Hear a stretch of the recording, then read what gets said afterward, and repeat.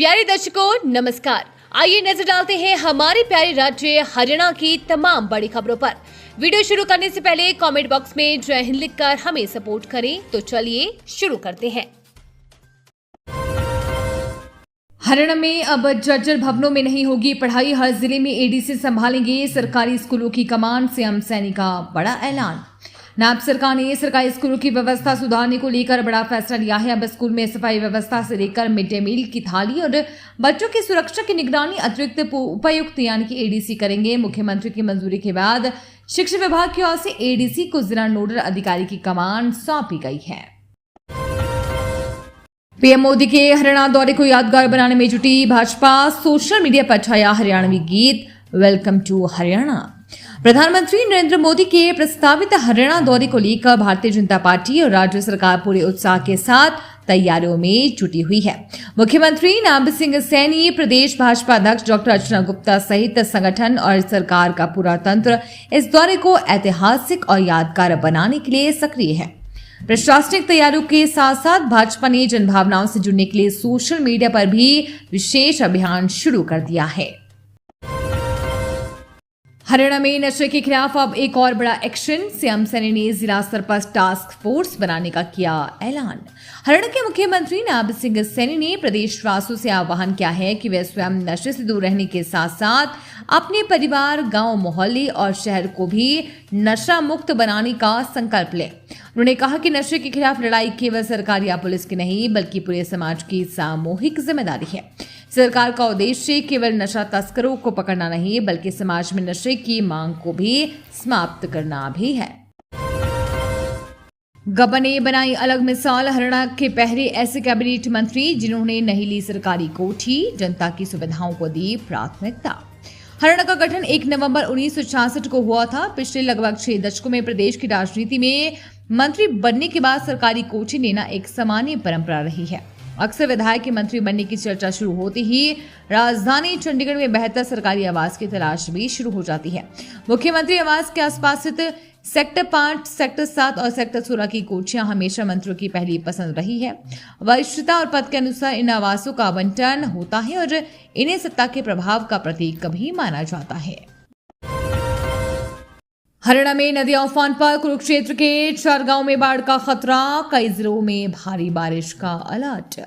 हरियाणा में मैदानी क्षेत्रों में मानसून की रफ्तार भले ही धीमी पड़ी हो लेकिन पहाड़ी इलाकों में लगातार हो रही बारिश का असर अब प्रदेश में साफ दिखाई देने लगा है। कई नदियां उफान पर है जिससे अनेक जिलों में जनजीवन प्रभावित हुआ है।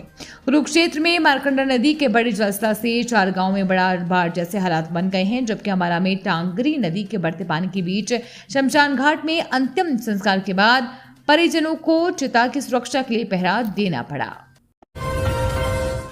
सिरसा में बेखौफ चोरों का आतंक, कार के शीशे तोड़कर मिनटों में साफ कर गए कीमती सामान, सीसीटीवी का काल रही पुलिस।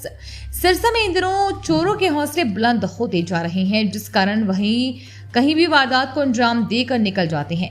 ताजा घटना सिरसा के हिसार रोड की है जहां पर गली में खड़ी अधिवक्ता की गाड़ी के शीशे तोड़कर उसमें से लैपटॉप अन्य कीमती सामान चुरा कर ले गए। कार मालिक को इसका उस समय पता चला जब सुबह कर मालिक अपनी कार संभालने आया और देखा कि एक साइड के दोनों खिड़कियों के शीशे टूटे हुए हैं और अंदर रखा सामान गायब था। भारतीय रेलवे की ट्रेन से शुरू होने वाली हाइड्रोजन ट्रेन दुनिया की सबसे लंबी और शक्तिशाली ट्रेनों में शामिल होगी, प्रवीण अत्रे। मुख्यमंत्री के मीडिया सचिव प्रवीण अत्रे ने कहा कि 17 जुलाई को प्रधानमंत्री नरेंद्र मोदी हरियाणा के जींद से भारत की पहली हाइड्रोजन चालित ट्रेन को हरी झंडी दिखाकर देश के रेलवे इतिहास में एक नया अध्याय जोड़ेंगे। उन्होंने कहा कि केवल हरियाणा ही नहीं बल्कि पूरे देश के लिए गर्व का क्षण होगा क्योंकि भारत हरित एवं स्वच्छ परिवहन तकनीक की दिशा में एक बड़ी छलांग लगाने जा रहा है। रात में क्लिनिक बंद कर लौट रहे डॉक्टर की दर्दनाक हादसे में मौत, सोनीपत में बस ने बुरी तरह रौंदा। हरियाणा के सोनीपत जिले के खरखोदा खास गांव से एक दर्दनाक सड़क हादसे की खबर सामने आई है। यहां क्लिनिक बंद कर घर लौट रहे डॉक्टर भयानक घटना का शिकार हो गए। और मौके पर ही सांसें थम गई। मिली जानकारी के अनुसार हादसा सांपला चौक बाईपास के पास गुरुवार रात हुआ। मृतक की पहचान डॉक्टर देवेंद्र सिंह के रूप में हुई है, जो खरखोदा मंटेडू रोड पर अपना क्लिनिक चलाते थे।